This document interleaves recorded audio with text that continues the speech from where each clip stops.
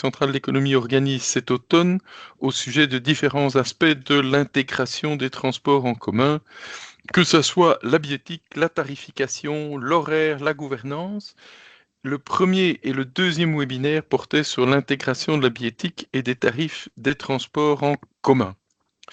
Le sujet abordé aujourd'hui est l'étude que SMA a réalisée sous la direction du SPF Mobilité et Transport sur un modèle d'exploitation à long terme pour le réseau ferroviaire et sur la faisabilité d'un horaire intégré en Belgique à l'horizon 2050. Onze spreker van vandaag is de heer Warner Oldenziel van SMA, die de belangrijkste resultaten van deze studie zal presenteren. Tijdens het webinar zullen de microfoons uitgeschakeld zijn. Daarom vragen wij u om uw eventuele vragen en opmerkingen op over de presentatie in de chat te formuleren. Voordat we overgaan met de presentatie van de heer Oldenziel, geef ik nu het woord aan mevrouw Valérie Verzeel, directeur-generaal van de Algemene Directie Duurzame Mobiliteit, Sport en Spoorbeleid van de FOD Mobiliteit en Vervoer. En ik wens jullie allemaal een interessant webinar toe. Mevrouw Verzeel, je hebt het woord. Oui, bonjour monsieur, bonjour à tous, merci pour cette invitation pour partager avec vous une étude en primeur, donc une étude que le SPF a réalisée donc à la demande du ministre de la Mobilité avec l'appui technique donc de la société SMA, et c'est effectivement Warner qui va vous expliquer le contenu, les résultats de cette étude. Alors, il me revient de vous présenter brièvement le pourquoi de cette étude, qu'est-ce que cette étude est et qu'est-ce qu'elle n'est pas. Warner, la page suivante. Voilà. Il faut savoir que la discussion sur un horaire intégré et une approche à long terme est quelque chose qui est demandé par notamment nos stakeholders, dont le Conseil central de l'économie depuis pas mal d'années. Et c'est la première fois qu'une étude de ce type est réalisée en collaboration avec la SNCB, donc l'opérateur et l'opérateur pour le transport de voyageurs, et également Infrabel, donc le gestionnaire d'infrastructures. C'est la première fois qu'une étude reprend dans un endroit à la fois l'offre de services pour les voyageurs, que ce soit l'international ou le national, et également pour les marchandises. Donc le but, l'objectif de l'étude, c'était de voir comment, au niveau ferroviaire, on peut intégrer les différents types de trafic dans une vision à long terme qui devrait, à terme, déterminer également les investissements et les priorités à mettre dans le réseau ferroviaire pour que chaque acteur sache vers où on va dans une optique, dans une approche de réseau. Donc l'objectif a été à l'époque de travailler sur la possibilité d'optimaliser le réseau de la manière la plus efficace possible et d'avoir un maximum d'offres de trains dans les différents segments.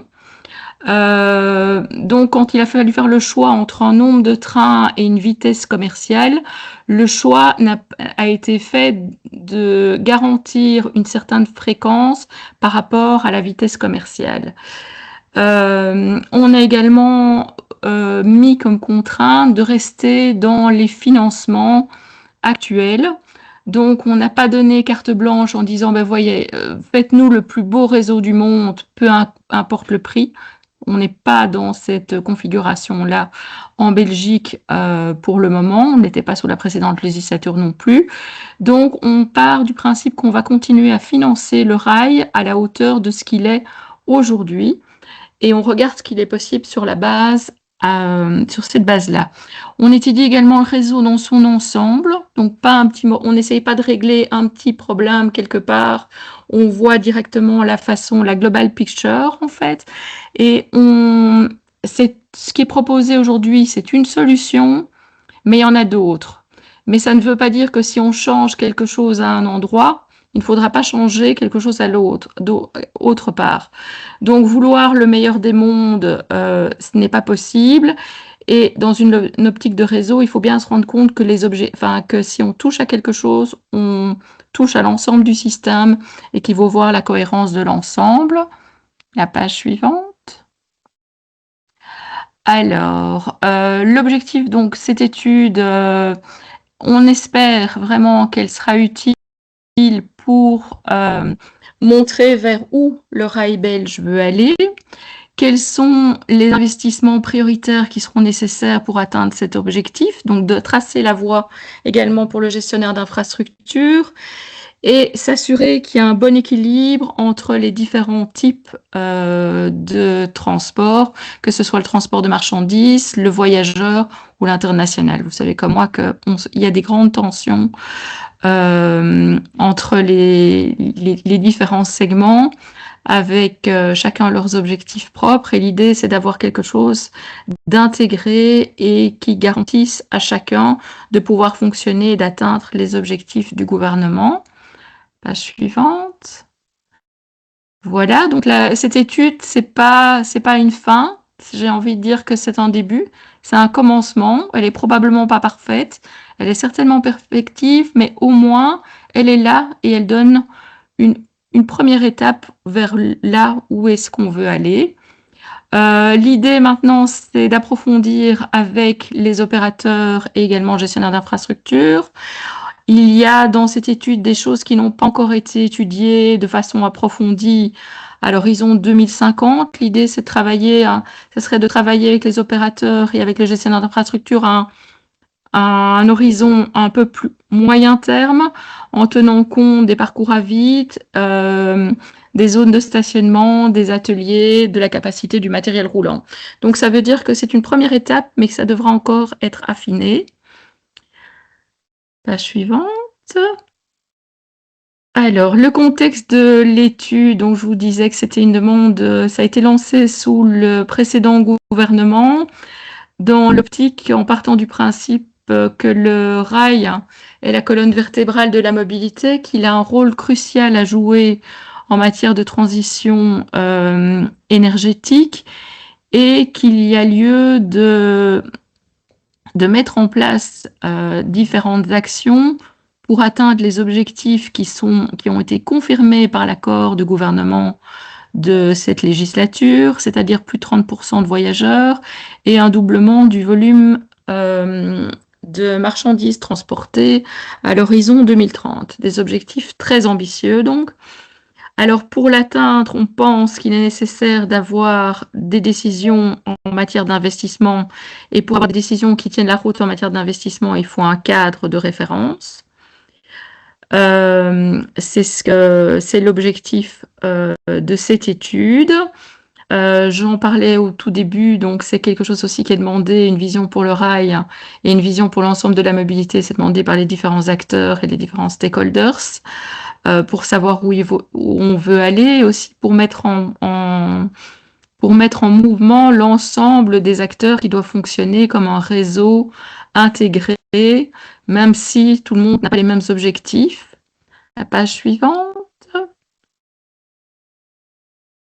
Voilà. Alors, toujours dans les objectifs, donc l'idée, c'est d'avoir une vision concrète sur ce qu'on veut faire dans un horizon long terme. Au départ, on était parti pour 2040, puis on s'est rendu compte que 2050 est un horizon un peu plus réaliste si on veut se projeter et voir des améliorations notables. Qu'il est nécessaire de déterminer les améliorations apportées à l'infrastructure et de se fixer des objectifs à court et moyen terme.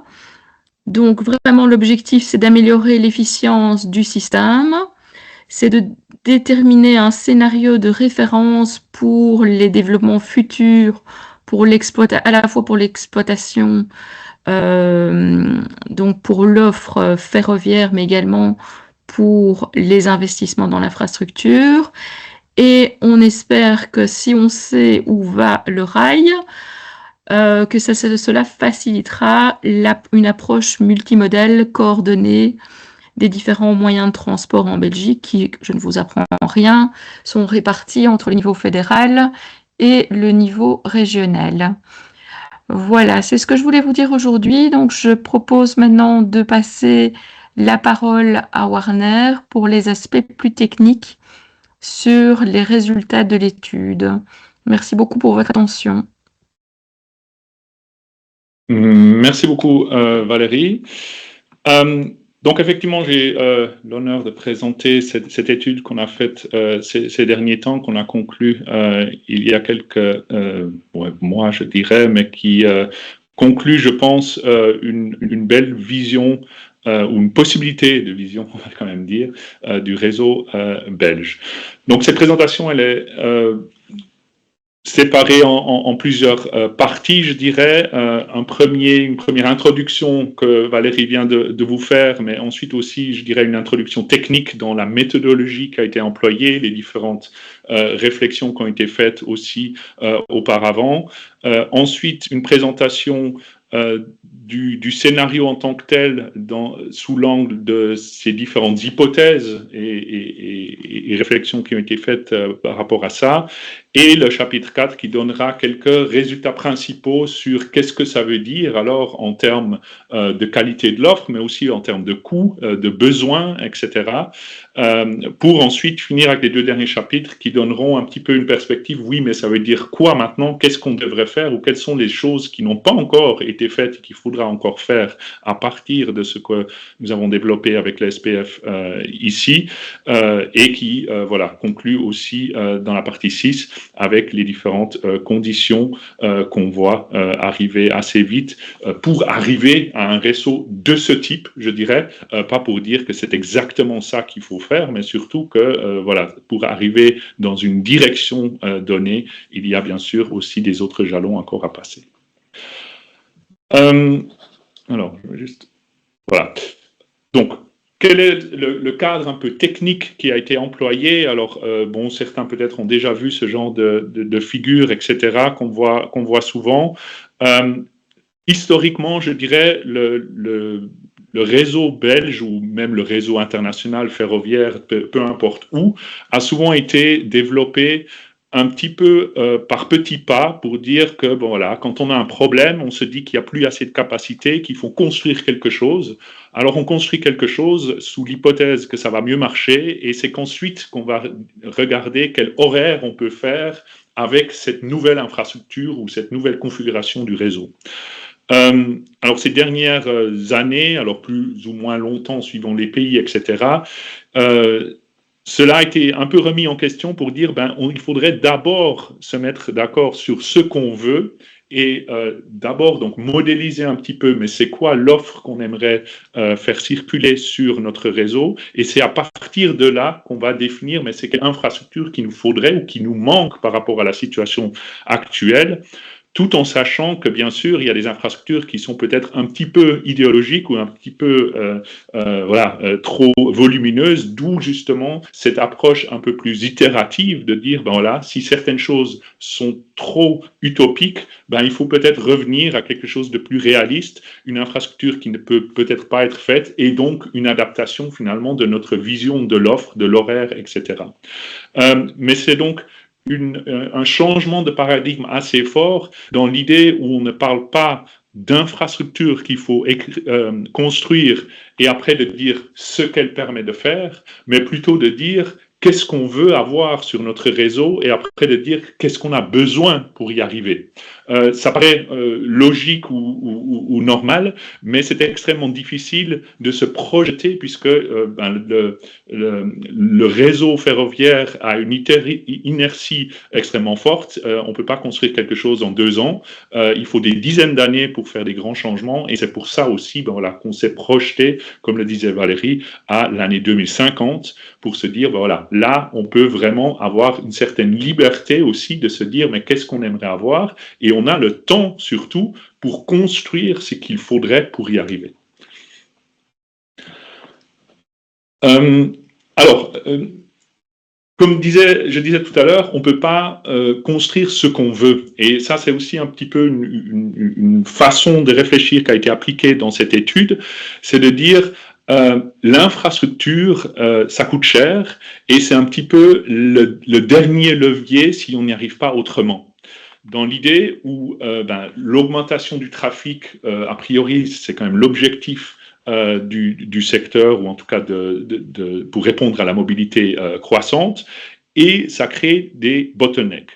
Alors, on va regarder qu'est-ce que c'est comme bottleneck, etc., donc des contraintes de capacité, et le premier levier qu'on va en fait utiliser, c'est de dire, est-ce qu'on peut, sur le réseau qui existe déjà, pas organiser le trafic autrement pour que ces bottlenecks soient déjà gommés, c'est-à-dire peut-être plus systématiser, plus faire des trains plus similaires plutôt qu'à chaque fois faire un train à gauche, à droite qui utilise plus de capacité, et donc essayer comme ça de tirer un maximum de capacité de l'infrastructure existante. Le deuxième levier, même si après dans les hypothèses, je vous dirai quelles hypothèses exactes ont été prises, c'est aussi justement de travailler sur les différents systèmes ou les différentes hypothèses autour du réseau que nous avons pour, par exemple, réduire les temps de séparation entre les trains, donc augmenter la capacité disponible à infrastructure physique ou topologique constante. Et ce n'est que la dernière possibilité ou le dernier levier, je dirais, qui est certes souvent inévitable, de vraiment construire de la nouvelle infrastructure ferroviaire pour justement débloquer un bottleneck pour pouvoir offrir l'offre qui est visée. Voilà, donc ça c'est un peu le principe global qui a été utilisé durant l'étude. Alors un autre principe aussi, et on en avait déjà beaucoup entendu parler, je pense, puisque voilà, il y a des gens qui disaient toujours la Suisse peut-être, ou voilà, nœud de correspondance, etc. C'est quand même quelque chose qui permet finalement, avec un nombre limité de trains, ou de trains kilomètres ou de relations, de multiplier finalement les possibilités de voyage, de dire vous pouvez prendre un train qui sert à aller à son terminus ou les gares intermédiaires, mais ce même train permet aussi d'aller faire une correspondance à une certaine gare pour avoir une correspondance et donc une relation tout à fait compétitive ailleurs sur le réseau, moyennant bien sûr une correspondance et donc voilà un changement de train, mais ça permet quand même d'augmenter de manière quand même très conséquente l'accessibilité générale de toutes les gares du réseau, dans le sens où à train kilomètre constant, on a des possibilités de voyage beaucoup plus importantes. Et ce qui est surtout intéressant dans ce système qu'on retrouve beaucoup en Suisse, mais aussi ailleurs, la Suisse est un peu toujours mis en exergue pour dire que c'est que là-bas qu'on fait ça, mais on le fait aussi dans beaucoup d'autres pays, il faut quand même le dire aussi, on le voit beaucoup en Allemagne, en Autriche, aux Pays-Bas aussi, etc. On en parlera tout à l'heure encore un petit peu, pour extrapoler ce système aussi envers les autres modes de transport en commun, notamment le trafic routier interrégional, qui ont souvent en fait un peu la même fonctionnalité que le ferroviaire, mais sauf qu'il n'y a pas le réseau. Et donc, on va essayer de construire des nœuds de correspondance aussi avec les différentes lignes de bus, par exemple. Voilà. Chose qui n'a pas été évaluée bien sûr dans cette étude qui s'est limitée complètement au réseau ferroviaire. On est bien d'accord. Alors, maintenant, de manière un peu plus concrète, dans la méthodologie qu'on a utilisée pour développer ce scénario long terme 2050, en fait, il y a d'abord eu une espèce de base, ou d'établissement de base de travail pour se dire, voilà, c'est quoi les hypothèses, sur quoi on se base, qu'est-ce qu'on pourrait avoir comme structure d'offres, etc. On a vraiment un peu remis à plat les choses pour pas reprendre tout simplement la même chose qu'aujourd'hui et se dire, voilà, c'est où on tape contre les contraintes, etc. Mais on est aussi allé un peu regarder à gauche, à droite avec des benchmarks, etc. pour voir comment les autres réseaux font, c'est quoi les hypothèses qu'ils utilisent pour faire la planification du réseau ferroviaire, etc., etc. Sur cette base-là, on a défini 2 scénarios contrastés où on allait un peu tester différentes options pour dire sur le réseau belge, qu'est-ce qui est possible et qu'est-ce que ça a comme conséquence, tant au niveau de l'infrastructure, des besoins infrastructurels, au niveau de la qualité de l'offre, etc., pour se dire, voilà, c'est quoi les avantages et inconvénients par rapport à certains grands choix de structure de l'offre, avec certaines évaluations multicritères. Aujourd'hui, on ne va pas aller dans le détail de ça, parce que sinon, voilà, on aurait 3 études finalement à étudier, puisqu'il y a eu plusieurs scénarios, etc., à développer, 2 ici, et puis le final qu'on vous donnera un peu plus en détail. Mais tout ça, ça nous a permis d'avoir de nombreux enseignements pour se dire, OK, compte tenu de ces informations-là, voici les choix qu'on va faire pour le long terme 2050, le scénario qui est le final de cette étude. Et donc, c'est à partir de là qu'on a pu développer ce scénario très long terme, 2050 plus, avec aussi, on le montrera rapidement tout à l'heure aussi, 2 phases d'itération, ou plutôt de phasage, pardon. Oui, il y a eu quelques itérations, bien sûr, aussi au niveau technique, mais surtout des étapes de phasage pour dire, OK, on a une possibilité à très très long terme, mais qu'est-ce que ça veut dire à plus court terme, 2030 plus, je dirais, après les contrats actuels des SNCB et Infrabel, et surtout après la finalisation des différentes infrastructures qui sont encore en construction aujourd'hui, et après une autre étape de phasage, 2040 environ, pour avoir une étape de réalisation des différentes mesures infrastructurelles intermédiaires avant la finalité qui est 2050. Et tout ça a permis d'avoir finalement, je dirais, énormément d'informations, de logique, de compréhension des interactions entre les différents objectifs, puisque Valérie le disait déjà tout à l'heure, on ne peut pas tout avoir non plus. Il y a des contraintes sur le réseau, mais pour avoir quelque chose qui, je dirais, se tient selon certains principes et qui pourrait peut-être être remise en question aussi selon certains points de vue, tout simplement, etc. Mais tout ça, dans l'hypothèse de le mettre quand même en action, en service un jour, et donc un roadmap pour se dire, mais voilà, qu'est-ce qu'il faut alors si jamais on veut faire ça? Et je dirais que ça, c'est beaucoup moins dépendant du contenu même du plan de transport. Je dirais que c'est indépendamment de ce qu'on veut avoir comme qualité ou comme spécificité du plan 2050.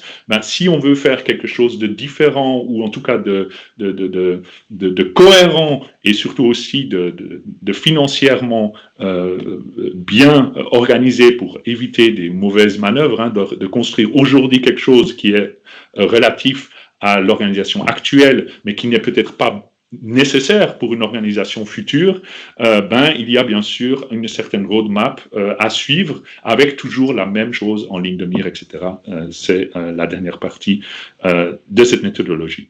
Voilà. L'étude a été pilotée, comme disait Valérie au début, par le SPF, surtout aussi avec les cabinets dans un comité de pilotage, et Infrabel et SNCB ont participé à nombreux même, comités techniques où on a beaucoup échangé sur ce qui est possible, ce qui n'est pas possible, ce qui est envisageable, ce qui est voulu, ce qui n'est pas voulu, etc. Et bien sûr, à chaque fois, il a fallu faire un choix. Et donc, ici, ce n'est pas pour dire que c'est quelque chose où tout le monde dit ensemble, c'est exactement ça qu'on veut, mais c'est quelque chose qui a pris en considération au mieux les idées de chacun, mais c'est clairement pas quelque chose où tout le monde est derrière à 100%. On a dû faire des choix, et c'est la caractéristique d'un réseau ferroviaire, je dirais. Voilà. Alors, le scénario 2050 plus, comment il a été conçu, donc dans ses hypothèses, etc. Donc, juste revenir dans la méthodologie, donc l'idée de définir déjà certaines bases de travail ou certaines idées de structuration, etc., qui ont permis de définir ces 2 scénarios alternatifs ou contrastés. En fait, on a regardé 5 autres réseaux. Au début, on a regardé encore plus de réseaux, mais on a sélectionné 5 réseaux pour un peu voir, comment font les autres sur des réseaux qui sont plus ou moins comparables à celui de la Belgique. C'était donc la Suisse, l'Autriche, les Pays-Bas, Hauts-de-France, donc une région de la France. On va pas regarder toute la France, c'est pas tout à fait comparable à la Belgique. Et la même chose en Allemagne, on a pris Nordrhein-Westfalen, donc bon, quelque chose aussi qui est géographiquement proche, où on peut aussi un petit peu mieux s'identifier ou en tout cas connaître ce qui se passe là-bas, etc. Et de cette analyse de tous ces réseaux sont sortis finalement deux éléments assez différents qui se retrouvent surtout aux Pays-Bas et en Suisse, qui sont assez spécifiques de ces deux réseaux. Pourquoi ? Parce que je dirais les Pays-Bas ont pris je dis les Pays-Bas en général, ça peut être ProRail, ça peut être le ministère, etc., le secteur ferroviaire néerlandais, on veut peut-être le dire comme ça, et c'est la même chose qu'en Suisse, de dire leur réseau a été organisé de telle manière à maximiser la fréquence, mais pas forcément le nombre de produits. Donc, c'est-à-dire qu'on n'a pas un train très rapide, un train un petit peu plus lent avec certains arrêts, un train semi-omnibus accéléré, comme on peut aussi le voir dans d'autres réseaux, etc., et un train vraiment omnibus, etc., pour essayer de coller peut-être le mieux possible à la demande. Non, aux Pays-Bas, on n'a que deux produits, globalement, bon, en excluant peut-être le produit grande vitesse, avec les Eurostar ou les ICE, etc. Mais globalement, on a deux produits, un produit lent, qui est omnibus, qui s'arrête à tous les arrêts, et un produit rapide, sont les IC, etc., qui sont finalement, quand on les compare à d'autres pays, bon, bien sûr, les pays plus grands, relativement limité en termes de vitesse commerciale. Ça a une raison assez logique, dans le sens où si on a des trains qui sont d'une part rapides et d'autres trains qui sont lents, pour éviter qu'ils se rattrapent, il faut à peine homogénéiser un peu la vitesse pour essayer de réduire les investissements infrastructurels. Donc, on trouve aux Pays-Bas un réseau qui est quand même assez fortement orienté dans l'efficience de la capacité, d'offrir beaucoup de trains et qui permettent du coup d'avoir une offre très volumineuse, mais du coup aussi assez systématisée, et qui force de temps en temps, selon des destinations, aussi des correspondances, donc des changements de train, etc.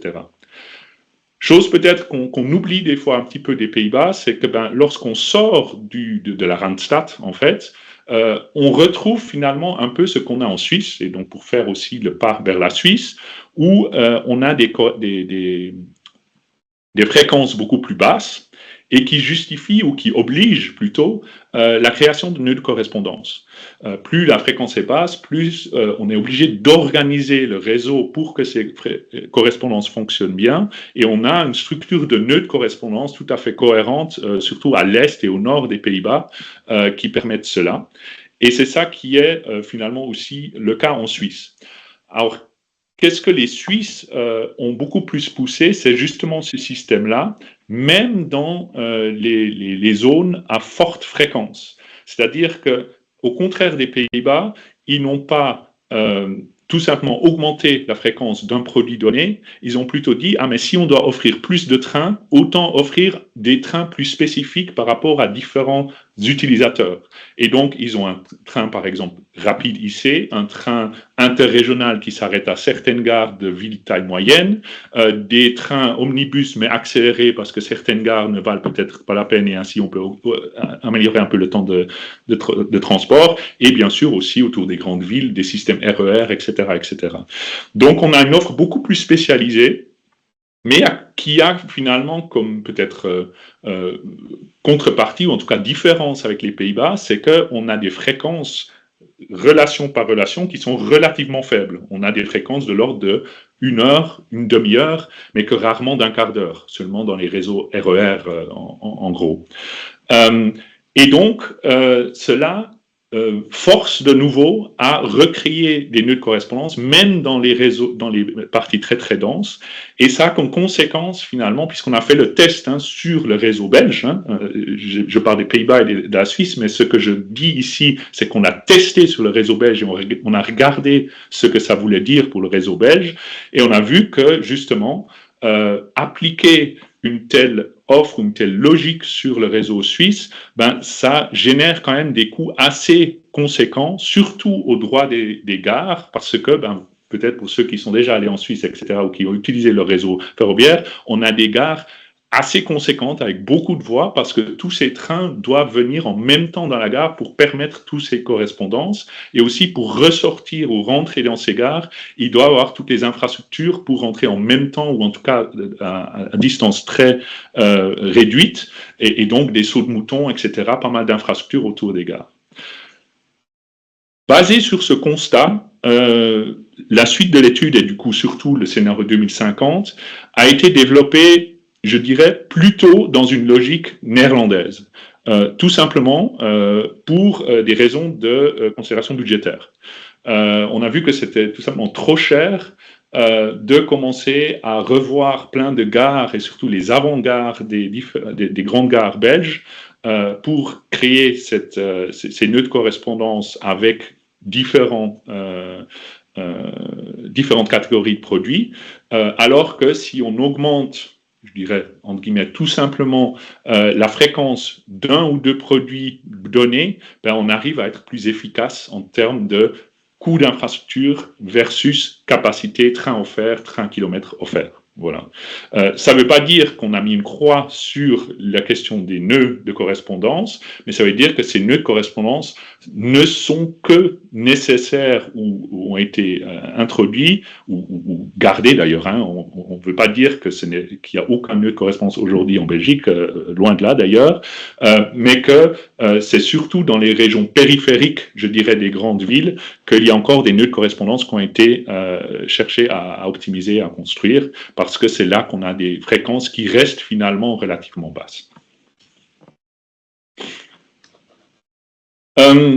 Alors, qu'est-ce qu'on a fait maintenant concrètement? Quelles sont un peu les hypothèses de travail qu'on a utilisées? Donc, bon, comme dit, hein, horizon long terme, planification d'une trame horaire, ça c'est peut-être important. On n'a pas cherché à construire un horaire sur toute une journée ouvert, un jour ouvrable, ou voir une semaine, ou d'aller regarder qu'est-ce qui se passe lorsque c'est les vacances scolaires, etc. Non, en fait, ce qui se fait communément, je dirais, en dimensionnement du réseau ferroviaire à très long terme, on se base sur une trame horaire qui peut être je dirais, dans des réseaux plus petits et plus cadencés de 60 minutes. Dans les réseaux un peu plus grands, tels la France ou l'Allemagne, on a souvent 120 minutes, 2 heures, parce qu'on a des fréquences aussi un peu plus basses, etc. Mais l'idée, c'est d'avoir une trame qui représente finalement l'utilisation de la capacité qu'on peut envisager et qu'il n'y a du coup pas non plus encore de parti pris sur quelle sera la pointe.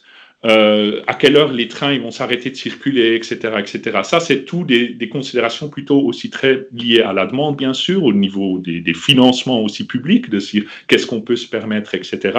Ici, c'est vraiment la réflexion, comment on peut structurer le réseau pour qu'il soit le plus efficace possible, mais surtout de savoir qu'est-ce qu'on arrive à faire circuler au maximum, je dirais, qui est représenté par la trame horaire. Voilà. Et qu'est-ce qu'on a mis dans cette trame horaire? On a mis tous les sillons commerciaux, que ce soit voyageurs en service public ou service organisé par des autorités, en open access aussi, bien sûr, surtout international à l'heure actuelle, et les marchandises, etc.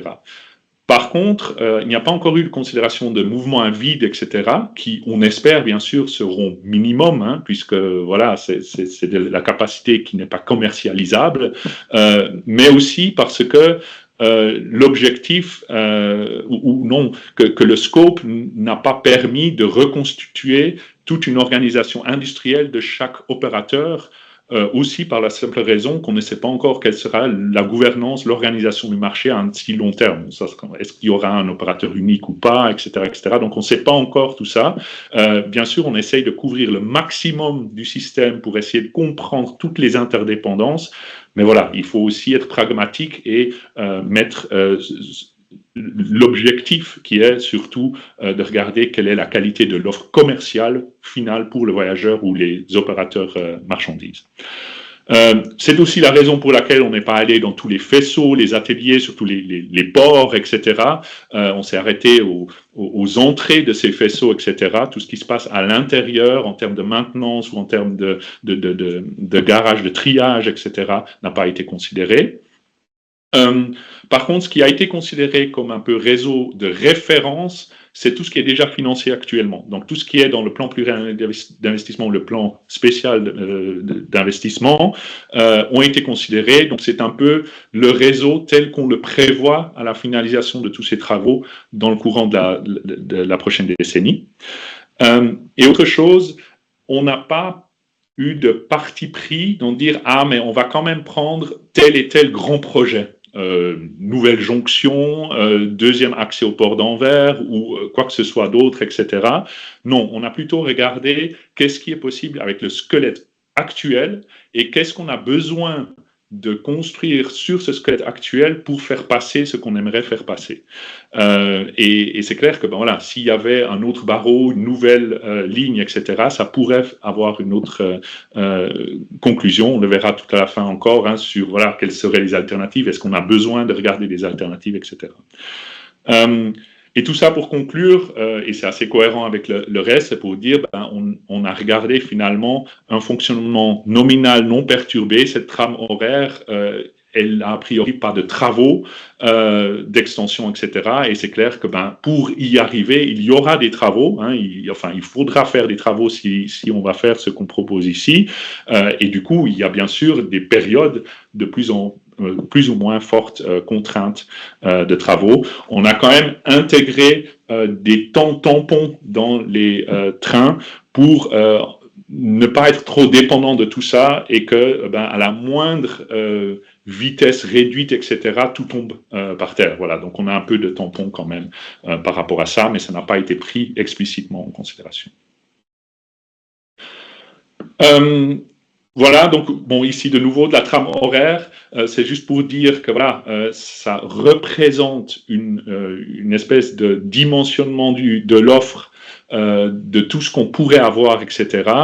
Ce que ça implique quand même, c'est que de temps en temps, on peut avoir des sillons qui peuvent être utilisés pour différentes raisons, notamment en ce qui concerne des trains voyageurs de pointe et des trains marchandises, puisqu'on voit que là, souvent, les offres, elles sont un peu complémentaires, où on voit que bien sûr, il y a une pointe ou une hyper-pointe en début ou en fin de journée, et les frettes qui n'utilisent pas forcément toute la capacité, ou qui peuvent aussi utiliser une certaine capacité de nuit, plus ou moins grande, etc.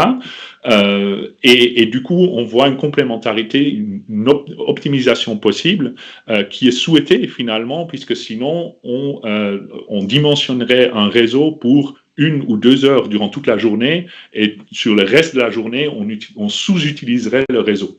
Voilà. Après, il y a des considérations aussi de robustesse, etc. On y reviendra là tout à l'heure aussi.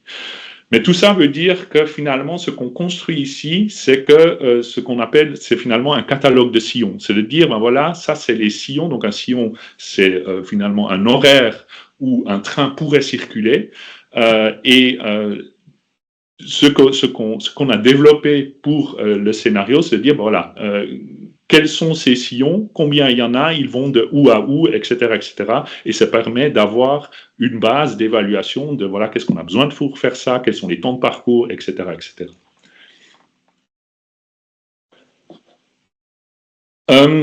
Donc, in fine, quels sont ces données comme objectifs avant la planification, je dirais. Il y a une chose, c'est que, et d'ailleurs c'était dans les ambitions du gouvernement précédent, mais qui a été quand même plus ou moins reprise pour le gouvernement actuel, c'est d'avoir un cadencement minimum à la demi-heure. Donc la structure globale, elle inclut ça. On a 2 trains par heure pour toutes les gares de Belgique. Et on aimerait du coup aussi avoir un saut quantitatif et surtout quantitatif, mais aussi qualitatif, dans l'idée où on a une offre continue, possible en tout cas, surtout autour des zones métropolitaines, avec des offres S qui devraient avoir une fréquence du quart d'heure. On verra tout à l'heure par rapport à la demande que certains axes le justifient, peut-être d'autres moins. Il y a quand même une vérification de dire ça ne sert à rien d'offrir 4 trains par heure là où il y a entre guillemets, personnes, ou en tout cas beaucoup moins de personnes qu'en zone métropolitaine, dense. Et entre les grandes villes, c'est un peu la même chose. Entre les toutes grandes villes, là, on essaie d'avoir vraiment une fréquence à une offre à haute fréquence, pardon, qui permet vraiment d'avoir un peu ce système de pseudo-métro, pratiquement, finalement, de se dire, voilà, on a au moins un train tous les quarts d'heure qui nous permet d'aller typiquement de Bruxelles à Gand, à Mons, ou voilà, les grandes villes, je dirais, de Belgique. Après, le fret, point très important, puisque, on le disait tout à l'heure déjà, je crois, un doublement de la capacité d'emport, ça ne veut pas forcément un doublement du nombre de trains, puisque les trains sont quand même susceptibles d'être rallongés, etc. Mais là aussi, l'objectif de correspondre aux ambitions affichées, qui sont quand même en lien aussi avec tout ce qui est Green Deal européen, etc., de se dire, oui, on aimerait faire circuler ou faire transporter 100% de plus de volume. Et ça, c'est clair que ça correspond quand même à un nombre de sillons considérablement plus important. Et on le verra aussi que c'est quelque chose de très structurant pour le réseau national. Voilà, et dernière chose, on en a déjà pas mal parlé, c'est tout ce qui est amélioration des correspondances, là bien sûr, surtout en dehors des zones denses, puisque dans les zones denses, on est censé avoir des fréquences très élevées, mais là où les fréquences baissent, là, on aimerait aussi avoir une très bonne correspondance pour pas que, voilà, les trains qui circulent encore, je dirais, la fréquence à la demi-heure pour pas qu'on soit obligé d'attendre après 20 minutes sur un autre train dans une autre direction, etc. Non, si on a peu de trains, c'est que les correspondances deviennent beaucoup plus importantes. Alors, quelles sont les bases un peu de volumétrie, etc., qu'on a pris en compte en termes de trains, etc. Alors, on a fait une analyse avec les données du Bureau fédéral du plan, qui a fait différents horizons de qu'est-ce qu'il faudrait comme nombre de trains ou quels seraient les volumes de personnes à transporter entre les différents arrondissements, etc. Et ces analyses par arrondissement nous ont permis finalement de définir combien de trains intercités il faut entre les différents arrondissements sur le réseau ferré actuel pour finalement dire est-ce qu'il faut 2 trains, est-ce qu'il faut 4 trains, est-ce qu'il faut 6 trains par heure entre ces différentes villes, etc. Donc vous le voyez sur la petite carte à droite, ça nous a permis de tout simplement dire voilà, ça c'est notre objectif, on aimerait faire circuler autant de trains pour tout simplement répondre à cette demande qui est pris sur un scénario certes ambitieux, c'est un des plus ambitieux, je crois, de cette analyse, mais c'est aussi l'hypothèse, c'est de dire, voilà, on aimerait être ambitieux, on aimerait favoriser le transfert modal, etc., et donc on veut regarder si c'est possible et quelles sont les contraintes, etc., etc. À un niveau plus régional, là, c'était difficile d'aller vraiment regarder par rapport à la demande, ou en tout cas, il aurait fallu encore des analyses beaucoup plus fines pour le faire, etc. Et donc là, c'est plus basé vraiment sur cette ambition de dire autour des grandes villes, on essaie d'avoir le quart d'heure, sinon, c'est en tout cas la demi-heure. Et là, il y a eu pas mal de réflexions ou des analyses plus spécifiques de la part du Bureau fédéral du plan ou en interne SPF pour regarder est-ce qu'il y a sur certains corridors, avec 4 trains par heure, trop de trains, est-ce que c'est pas exagéré, ou à l'inverse, de dire mais là, on pourrait mettre 4 trains finalement, etc. Donc là, il y a eu pas mal d'analyses spécifiques pour arriver au volume défini. Au niveau international, alors là, pour tout dire, il n'y a pas eu de grandes analyses ou quoi que ce soit. C'était plutôt basé sur tout ce qui se fait, d'une part, aussi chez les voisins, et d'autre part, des études qui avaient déjà été faites, etc., pour dire, voilà, pour prendre certaines hypothèses. Et pour tout dire, ces hypothèses sont en je dirais constante évolution. Il y en a du jour au lendemain, on a l'impression il y a encore 2 opérateurs en plus qui vont venir et il y aura beaucoup plus de trains, etc., ou en tout cas beaucoup plus de demandes de sillons, etc., et ça rebaisse, etc. Donc c'est une hypothèse, je dirais, parmi d'autres, etc., mais qui est quand même très structurante par rapport au reste du pays, donc c'est quand même important. Mais tout ça pour dire que en général, on retrouve finalement presque un doublement sur la majorité des corridors. pas toujours complètement. Par exemple, voilà, on a toujours 2 sillons par heure en direction d'Amsterdam. Voilà, maintenant on sait que ProRail, par exemple, aux Pays-Bas, a déjà parlé de 4 sillons par heure. Alors bon, c'était pendant l'étude, on avait déjà pris la décision de prendre 2 sillons par heure, etc. Donc on voit que ça évolue. Mais tout ça pour dire qu'il y a une certaine hypothèse qui a été prise avec un développement tout à fait conséquent de cette offre internationale. Du niveau fret, c'est un peu la même chose. On a pris une hypothèse qui a été reprise d'une étude existante qui a été faite par Infrabel, où on a pris un petit peu à l'image des études de demande du Bureau fédéral du plan pour le voyageur national, un scénario certes ambitieux, mais qui est aussi en cohérence avec les ambitions affichées au niveau politique, de doubler du coup le transport transporté par rail. Les marchandises transportées par rail. Et donc, là, c'était un des scénarios dans cette étude, et c'est celle-là qu'on a reprise pour définir les sillons sur tous les corridors fret. Alors, il est clair qu'ici, on n'a pas repris, puisqu'on a regardé une trame horaire, donc voilà, quelque chose de dimensionnant comme ça. Il y a bien sûr aussi certains connectés locaux qui ont, par exemple, un train par jour, ou peut-être même que 2 trains par semaine, ou des fois un peu plus, un peu moins, etc., qui n'ont pas été modélisés ici. Donc c'est clair que ça, c'est encore des choses plus détaillées qu'il faudra regarder, etc. On le verra à la fin aussi de cette présentation.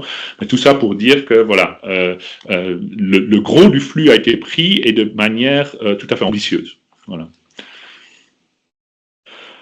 Alors qu'est-ce que ça donne en termes de vision, ou en tout cas de grandes caractéristiques du scénario? Alors ça se répète peut-être un peu, mais ça, on le voit ici sur une seule slide, c'est qu'on a défini finalement, ou on en déduit finalement par rapport aux analyses de demande, etc., des corridors avec des fréquences hautes, ici qu'on voit ici en rouge, les grandes villes, donc alors bon, bien sûr les 4 grandes villes et Bruxelles, qui ont un service RER sur les lignes à fort potentiel de trafic, et en dehors de ça, une fréquence qui est plutôt à la demi-heure et donc qui justifie plutôt une organisation en nœud de correspondance, qu'on a essayé de structurer au mieux, bien sûr. C'est clair que là aussi, il y a cette question de itération toujours entre est-ce qu'une certaine infrastructure vaut la peine par rapport à la plus-value qu'on en tire, etc. Et c'est toujours voilà, un juste milieu qu'il faut trouver. Et je dis ici donc pas que tous les nœuds de correspondance ou possibles nœuds de correspondance en dehors de ces gros corridors à forte fréquence, sont idéalement organisés. C'est le cas d'ailleurs en Suisse aussi. Hein, tout n'est pas parfait et de temps en temps, ben voilà, il y a bien sûr des choix qui ont dû être faits par rapport à certaines correspondances. Donc tout est basé sur 2 produits nationaux. Il peut y avoir très localement un 3e produit en fonction des optimisations de capacité, ou notamment sur l'axe Bruxelles-Luxembourg, où il y a quand même eu d'investissements importants pour accélérer cette ligne. Et donc là, par exemple, on a quand même aussi 3 produits, etc., pour répondre finalement à l'ambition politique aussi qui a été affichée avant les travaux, pour dire on veut atteindre un certain temps de parcours entre Bruxelles et Luxembourg, etc. Voilà. Chose importante peut-être aussi à soulever, c'est qu'on est du coup post-Diabolo. Donc le contrat Diabolo, c'est un contrat qui force l'opérateur à desservir l'aéroport de Bruxelles d'une certaine manière, et qui structure ou qui contraint finalement aussi un peu la structure de l'offre au niveau presque national, puisque l'aéroport de Bruxelles, de Zaventem, dont je devrais dire, se situe quand même à un point assez névralgique du système ou du réseau belge. Et donc ça, on a pu le lâcher en quelque sorte, cette contrainte, et ça permet quand même aussi d'être un peu plus systématique sur différentes autres offres autour de Bruxelles, et d'augmenter la capacité offerte, ou l'offre offerte. Voilà. J'en viens aux principaux résultats. Donc ici, on regarde vraiment les résultats au niveau national. C'est clair que voilà, hein, on a ici pas, on montre ici pas le résultat pour chaque gare, chaque point d'arrêt, etc. C'est de toute façon pas l'objectif, puisque voilà, on peut toujours encore regarder, il y avait peut-être d'autres options, etc. L'idée, c'est vraiment de dire, voilà, est-ce que ce genre de qualité du réseau, est-ce que c'est ça qu'on aimerait avoir par rapport au coût que ça engendre aussi. Est-ce que c'est cette direction-là qu'on veut aller? Est-ce que c'est quelque chose d'autre, etc. Donc d'avoir une première impression sur l'évolution de tant les coûts que les qualités, donc la qualité de l'offre qu'on peut atteindre. Est-ce que c'est quelque chose qu'on pense être acceptable pour tous? Et donc, qu'est-ce qu'on en tire? C'était une contrainte finalement de départ. Hein, c'est tout simplement qu'il y a 2 trains par heure sur tout le réseau. Alors, il y a 1 ou 2 exceptions, alors très particulières. Bon, voilà, c'était juste pour être correct avec vous, je dirais. Mais de manière globale, il y a vraiment 2 trains par heure sur toutes les gares du système ferroviaire belge. Du côté fret, c'était aussi une contrainte de départ. On a vraiment doublé la capacité de volume transporté, bien sûr, avec une hypothèse de rallongement de train, etc. Et plus en termes de qualité de l'offre, etc., on a 54% de trains kilomètres voyageurs en plus. Alors ça, c'est aussi avec des hypothèses d'une certaine, comment dire, oui, une certaine activation des trains, une amplitude sur la journée, etc. Voilà, hein, on peut toujours regarder. C'est peut-être surtout le plus 31% en pointe qui est qui parle un peu plus, puisque voilà, ça c'est la contrainte capacitaire maximale, c'est de dire, voilà, on pourrait augmenter 31% le nombre de trains voyageurs en pointe. Alors bien sûr, c'est aussi ou surtout là où aujourd'hui on a des fréquences plus basses qu'on peut facilement doubler, hein, de passer de 1 à 2 trains par heure, voilà. Mais voilà, aussi autour des grandes villes, etc., avec des systèmes RER, etc. Et le doublement de volume transporté pour marchandises, qui se retrouve finalement à plus 75% de sillons, considérant ces augmentations de longueur de train. Alors, intéressant de voir que justement, grâce au nœud de correspondance, on n'a pas 31% comme le nombre de trains kilomètres supplémentaires en pointe, mais 73% de relations dans l'horaire qui sont possibles en plus. Donc ça, il faut le comprendre sous aujourd'hui, d'une gare A, combien de fois par heure, je peux aller à toutes les autres gares de la Belgique. Et ceci, bien sûr, du coup, après moyenné ou calculé sur tout le réseau. Et c'est clair qu'aujourd'hui, voilà, il y a peut-être pas mal de gares en Belgique où c'est tout simplement un train par heure qui est la relation, et même qu'il y a peut-être certaines autres gares qui sont pratiquement inaccessibles parce que certaines correspondances peut-être ne sont pas complètement optimisées.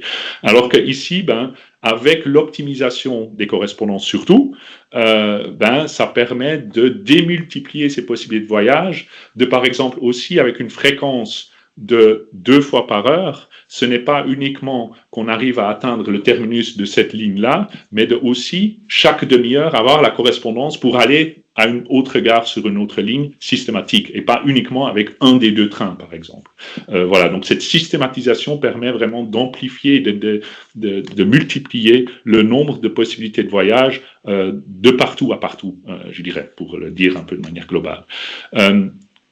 Je dirais presque, par contre, le temps de parcours, c'était, et comme le disait d'ailleurs Valérie en introduction, c'était pas l'objectif en soi. On voit quand même qu'on gagne un petit peu en temps de parcours, surtout qu'on a mis un peu de réserve dans les temps de parcours utilisés. On a mis 2 minutes les 100 km ou quelque chose comme ça.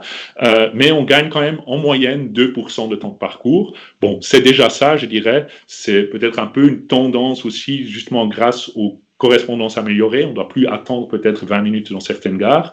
Voilà, je ne dis pas non plus que c'est amélioré partout, hein, il y a déjà des bonnes correspondances aujourd'hui. Et donc, voilà, de manière globale, on a quand même un gain tendanciel sur le temps de parcours, mais ce n'est pas quelque chose de remarquable à ce point de vue-là. Voilà. Alors, après, quand on va regarder plus, voilà, qu'est-ce que ça veut dire au niveau opérationnel, comment ça se traduit, d'une part ici par rapport au volume de l'offre voyageur en train kilomètre, et ensuite, bien sûr, on pourra le calculer en coût. Alors, ce qu'on a par rapport à aujourd'hui, alors, ce qu'il faut voir ici, c'est qu'on a utilisé une méthode qui permet de bien comparer l'actuel au futur. Donc, ça veut dire que l'actuel a été réagrégé pour que ça soit comparable à quelque chose qui est agrégé par définition dans le futur. Et ça veut dire que les chiffres que vous voyez ici pour l'actuel ne sont pas forcément un à un les chiffres exacts d'aujourd'hui, parce qu'il a fallu reconstituer quelque chose qui est comparable avec ce qu'on a fait dans le futur, qui ne reprend pas tous les détails, toutes les spécificités exactes le train de tourisme, le train de pointe XY qui circule que certaines journées, etc. Donc voilà, c'est des ordres de grandeur, c'est comme ça qu'il faut le comprendre, et c'est ça qui nous permet de comprendre un peu, finalement, combien de trains-kilomètres en plus on pourrait faire circuler sur le réseau. Et ça, on le voit ici, c'est surtout le total par heure, puisque c'est ça la base de travail qu'on a utilisée, la trame horaire, et c'est ces 30% de trains supplémentaires qui, en fait, s'explique par aussi les IC plus 60% et les L aussi à peu près plus 60%. Mais les P, en fait, qui sont aujourd'hui quand même une catégorie un peu spéciale qui n'existerait plus, ou en tout cas qu'on n'a pas considéré comme telle dans la constitution de l'horaire. Et du coup, c'est pour ça qu'on voit des augmentations aussi fortes au niveau du produit spécifique, mais lorsqu'on va réintégrer le produit P dans l'offre actuelle, on se retrouve finalement avec une augmentation de l'ordre de 30% du volume global de trains qui seraient susceptibles de circuler sur le réseau chaque heure, ou durant une heure de pointe de semaine, on pourrait dire comme ça. Après, si on prend des hypothèses de « OK, mais c'est quand que cette heure pourrait circuler ?» Alors, l'hypothèse qu'on a faite, c'est que finalement, elle représente une offre de base, donc qu'elle circulerait à peu près autant que l'offre de base actuelle, donc durant la semaine, etc., mais avec des taux réduits durant le week-end. Et là, on a fait une règle de 3, donc on a pris exactement la même chose qu'aujourd'hui pour juste dire qu'est-ce que cela voudrait dire. Et comme on ferait circuler, ou on pourrait faire circuler ces trains de cette pointe ou de cette comparaison à la pointe de 30% durant plus longtemps, on se retrouve ici avec une augmentation de 54% du nombre de trains kilomètres par année, mais c'est clair que cela est extrêmement dépendant de l'opérateur, des règles qu'on met peut-être dans des concessions pour des PSO, etc. Donc, c'est juste pour se donner un peu un feeling sur ce chiffre-là, mais qui resterait tout à fait dépendant de la demande, de l'opérateur, des contrats, etc., etc. Mais lorsqu'on prend cela et puis qu'on regarde du coup, mais qu'est-ce qu'on a besoin comme nombre de trains, puisque quand on fait circuler les trains pendant une certaine heure dimensionnante, il y a aussi un nombre de trains qu'on a besoin de ça. Alors là, de nouveau, c'est bien sûr aussi assez agrégé comme réflexion, puisqu'on ne sait pas encore dans chaque train combien de gens il y aura. Est-ce qu'on circule systématiquement avec des trains très longs ou est-ce qu'on fait plutôt des trains plus courts, etc. Toute cette analyse n'a pas été faite dans les détails. Il y a des hypothèses assez globales qui ont été prises. Mais du coup, on a pris les mêmes hypothèses aussi pour 2025. On n'est pas allé regarder qu'est-ce qu'il y a comme longueur de train pour toutes les relations, etc. Non, on a fait une affectation de matériel par type de produit et pas par train particulier, etc. Ce qui nous a permis de calculer un delta. Et ce delta, il est conséquent quand même. Il est de l'ordre de 15% de plus en matériel roulant qu'il faudrait avoir par rapport à aujourd'hui et qui représenterait de l'ordre de 2 milliards d'euros d'investissement ou en termes d'assets que les opérateurs ou l'opérateur auraient besoin pour faire circuler ce genre de plan de transport. Ce qui est quand même intéressant, c'est que c'est que, entre guillemets, 15% et pas les 30% dont on parlait tout à l'heure. Ça veut dire que, bien sûr, quand on a une fréquence plus élevée, on a des taux de rotation du matériel aussi meilleurs et du coup, on arrive à être plus efficace avec le matériel. Et donc, on voit que les trains kilomètres supplémentaires sont 2 fois plus efficaces que la rotation de matériel est 2 fois plus efficace que le train kilomètre supplémentaire, donc on n'est pas obligé d'acheter 15% de plus de matériel, que 30% de plus de matériel, mais que 15%. Voilà. Les coûts infrastructurels, voilà, ça c'est bien sûr aussi, c'est le point important ou qui fait mal finalement. Hein. C'est clair que c'est extrêmement coûteux. On est à 5,5 milliards d'investissements jusqu'en 2050. Et là, vous avez déjà un petit peu, il s'agit de quoi comme infrastructure? Donc, c'est comme on a optimisé l'utilisation du réseau existant, ce qui a le plus comme infrastructure nécessaire, c'est les sauts de moutons, donc qui permettent à des bifurcations ou des avant-gares de trier le trafic, en quelque sorte, sans qu'on soit obligé de réduire la capacité parce qu'on doit attendre un train qui vient en face avant de pouvoir changer de voie, etc., etc. Donc ça, c'est les choses, les infrastructures dont on aurait le plus besoin dans ce genre de plan de transport, parce que ça permet d'être beaucoup plus efficace en termes de gestion, de simplification du trafic, etc. On le voit aussi dans d'autres pays. Hein. Tendanciellement, en Belgique, si on compare justement à la Suisse ou surtout aux Pays-Bas, on a tendanciellement relativement peu de bifurcations dénivelées, hein, qui sont les sauts de moutons. Donc, ce n'est pas surprenant. Il y a bien sûr aussi des doublements de voies, surtout sur des lignes qui sont aujourd'hui en voie unique et qui doivent être doublées pour l'augmentation de la fréquence, etc. Après, un autre grand poste, ça va un peu en parallèle avec les sauts de moutons aux abords des grandes gares, c'est remanier un petit peu les avant-gares, les faisceaux d'avant-gares, pour que justement on arrive à utiliser les gares de manière plus efficiente, etc. Et donc là, des investissements quand même aussi très conséquents, avec des travaux du coup aussi importants. En termes de nouvelles voies à quai, là, c'est relativement limité, je dirais. C'est pas qu'on a besoin de gares plus grandes, on a plutôt besoin d'optimiser les accès à ces gares, hein, dans la logique vraiment de cette optimisation d'utilisation du réseau. Comme vous le voyez peut-être aussi déjà en bas du tableau, il y a une portion de loin pas négligeable qui est liée au trafic marchandises. Et donc là, on a des voies marchandises vraiment spécifiques. Des fois, on est obligé de créer une voie parallèle pour le marchandise, etc. Et en termes de global, c'est pas ça exactement qui est le plus déterminant, mais lorsqu'on va regarder toutes les mesures dont on a besoin, on voit que, grosso modo, parce que c'est difficile d'affecter une infrastructure exactement à un tel et tel produit, parce que c'est toujours une combinaison d'eux, hein, c'est une offre globale qui fait que parce qu'on a un réseau RER, le trafic fret ne passe plus, ou bien on dit, ah ouais, mais c'est parce qu'il y a plus de trafic fret qu'on n'arrive plus à construire les RER. Enfin, voilà, c'est toujours possible de le sortir, de le montrer d'une telle ou telle manière, mais ce qu'on voit surtout, c'est que les mesures infrastructurelles, si on regarde là où il y a de l'augmentation du trafic fret, ou en tout cas du nombre de sillons fret, on voit que grosso modo 50% de toutes ces mesures, donc plus de 2 milliards, sont en lien avec l'augmentation du trafic fret. Voilà, donc ça, c'est quand même quelque chose qui est très intéressant. C'est pas surprenant dans le sens où on a quand même beaucoup plus d'augmentation de kilomètres sillons fret que kilomètres voyageurs.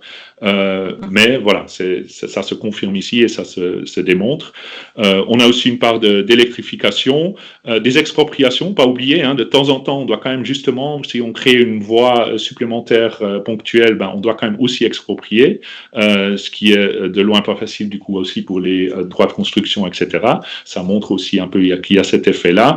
Et des améliorations de la signalisation, donc ça c'est vraiment, parce qu'on a toujours essayé de faire ça, je l'ai dit au début de la présentation, de dire, est-ce que avant de construire une nouvelle voie, est-ce qu'on ne peut pas déjà optimiser le système actuel? Et donc là, c'est qu'on a déjà identifié là où sur le réseau actuel, on est obligé ou qu'on voudrait d'abord réduire le temps d'espacement entre les trains grâce à une signalisation plus performante avant justement de devoir finalement construire une quatrième voie ou quoi que ce soit. Voilà. Ces coûts, alors je ne l'ai pas dit au début, et c'est mea culpa d'ailleurs, on a fait cette étude avec 2 bureaux partenaires. Alors le premier, c'est Haskoning, qui est un bureau justement d'infrastructure de génie civil néerlandais, qui fait énormément d'études, notamment pour ProRail, mais aussi à l'étranger, qui nous ont permis de donner une évaluation des coûts d'infrastructure, mais selon une méthodologie néerlandaise. Donc ces coûts-là ont été définis par rapport à une méthodologie néerlandaise, coordonnée avec ProRail, etc. on n'a malheureusement pas encore ou pas eu l'occasion durant l'étude de vraiment regarder qu'est-ce que ça veut dire ces estimations-là par rapport à une estimation plus typique infrabel ou Tughray, etc., etc. On a fait quelques premiers tests, on avait l'impression qu'on était plutôt à une tendance surestimée que sous-estimée, mais alors que c'est très volatile. Hein. Des fois, on était plus en dessous, etc. Ça a clairement aussi à voir avec les connaissances d'Infrabel par rapport à des problématiques très spécifiques belges, etc., qui font que des fois c'est plus facile qu'aux Pays-Bas, et des fois c'est beaucoup plus compliqué qu'aux Pays-Bas, etc., des choses qui sont possibles, qu'on peut faire aux Pays-Bas et qu'on pourrait peut-être pas faire en Belgique, etc. Donc c'est quand même à prendre un peu avec des pincettes, mais l'idée ici, ou la réflexion derrière, c'est quand même se dire, ben voilà, si on a être au-dessus pour certains éléments, un peu en dessous pour d'autres éléments, on espère que, grosso modo, en termes d'ordre de grandeur, on ne devrait pas être à 20 milliards, quoi. Voilà. Et on ne devrait pas non plus être à 1 milliard. C'est vraiment conséquent, mais c'est sur 20 ans, hein, c'est comme ça qu'il faut le voir, pas quelque chose de complètement irréaliste à première vue. Alors après, qu'est-ce que ça veut dire? Mais qu'est-ce qu'on reçoit pour tous ces investissements, ces coûts, etc., etc. Donc bon, là, il y a des choses, la majorité, on les a déjà dites. Donc, il y a le temps de trajet qui diminue un peu, mais qui, grosso modo, reste quand même relativement stable. On n'a pas des gains énormes en termes de temps de parcours, mais par contre, en termes d'offres spécifiques, de dire combien de fois par heure ou par jour, ou comme ça, je peux aller d'un point A à B, là, il y a une augmentation vraiment beaucoup plus importante, et donc aussi une capacité d'emport qui est importante, qui n'est pas de 73%, mais plutôt c'était quoi, 31% d'augmentation de train-kilomètre. Mais du coup, pour le voyageur lambda, de se dire oui, j'ai en moyenne 73% plus de possibilités de voyage d'aller de A à B quelque part sur le réseau belge, ce qui est quand même assez conséquent. Et tout ça, bien sûr, comme on l'a dit, puisqu'on a pris un peu le modèle néerlandais qui est relativement rigide dans la systématisation de l'offre, qui ne permet pas d'avoir différents produits pour aller à différents endroits différents, c'est plutôt un produit standard qu'on met à haute fréquence, on voit quand même que finalement, il n'y a pas non plus 20% de plus de changements que par rapport à aujourd'hui. Alors ces chiffres, ils ne sont pas pondérés par rapport à la demande, donc c'est vraiment une moyenne sur toutes les possibilités de voyage, mais on part du principe aussi qu'aujourd'hui, là où il y a le plus de trains directs, c'est là qu'il y a le plus de gens. On n'a pas coupé des relations qui sont très fréquentes aujourd'hui de manière systématique. On a gardé les relations qui sont fortes aujourd'hui, et c'est plutôt les relations un peu, qu'est-ce qu'on peut dire, exotiques ou en tout cas alternatives, qu'on a peut-être dû couper pour dire, non, ces personnes-là seront obligées de faire une correspondance.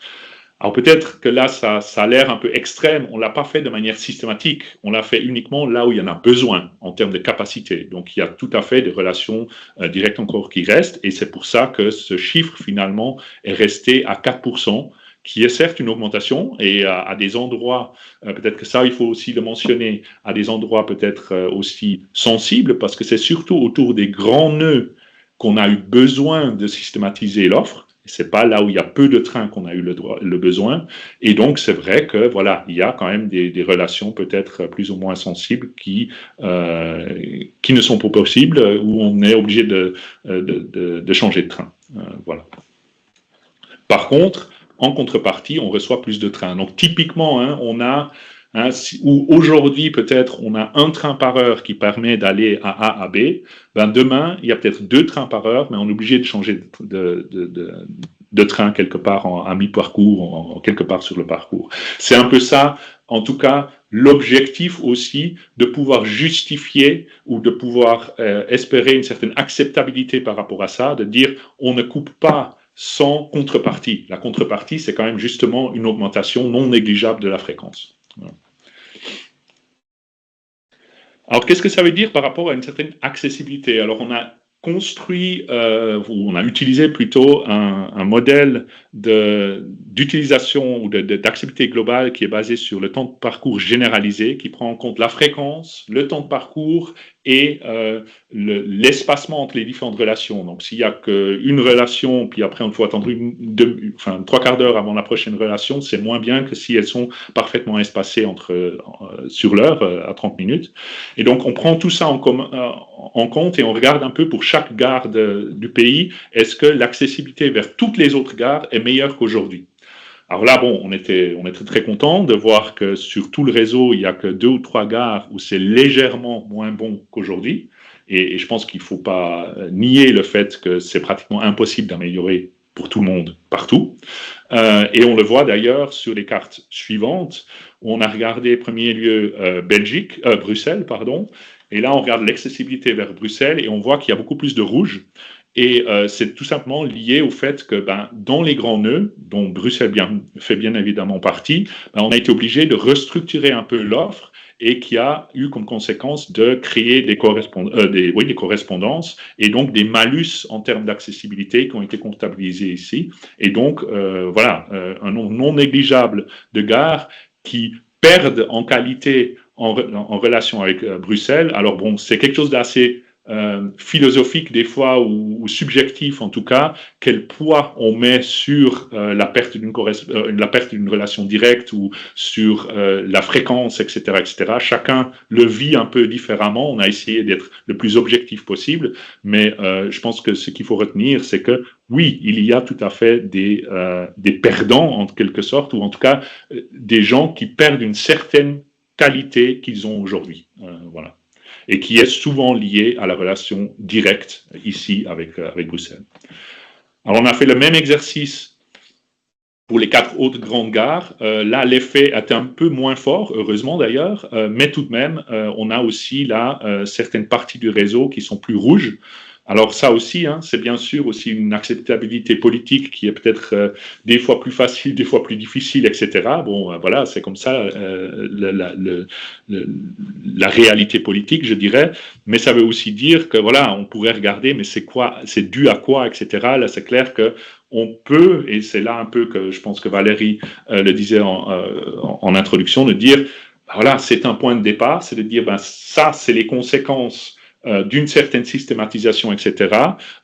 Qu'est-ce qui se passe si on ne veut pas voir trop de rouge, etc. Qu'est-ce que cela voudrait dire? Est-ce que ça veut dire moins de trains ou est-ce que ça veut dire beaucoup plus cher? Probablement, il y a toujours un peu ces options-là, de dire, OK, dans ce cas-là, on fait circuler moins de trains, mais on a toujours des relations directes, ou bien, on a plus d'argent et du coup, on arrive à gommer ces points rouges. Voilà. Et pour dire peut-être qu'il y a une option qu'on n'a pas vue et que en fait il y a vraiment une amélioration possible à qualité, à nombre de trains et à coût constant. Peut-être, voilà, je l'exclus pas complètement, mais en tout cas c'est un point de départ pour dire voilà, ça on l'a fait et regardons maintenant ce qu'on aimerait en faire. Autre chose peut-être que je vois déjà qu'il est 15h16, je vais essayer quand même de laisser un peu de temps pour les questions-réponses. Tout ce qui est nœud intermodal, comme je le disais au départ, une fois qu'on a un plan de transport avec un horaire sous-jacent, on sait où les trains se croisent, où les trains se donnent correspondance, etc. Et ça permet de aussi identifier les gares où il y a possibilité d'avoir une correspondance bus. C'est bien sûr là où les trains se croisent le plus proche possible à une gare que c'est le plus propice pour offrir une correspondance bus aussi, parce que du coup, on a les gens des 2 trains dans les 2 sens confondus qui peuvent faire la correspondance sur cette offre multimodale. Et donc là, ça nous a permis d'identifier toutes ces gares où cela est tendanciellement possible. Voilà.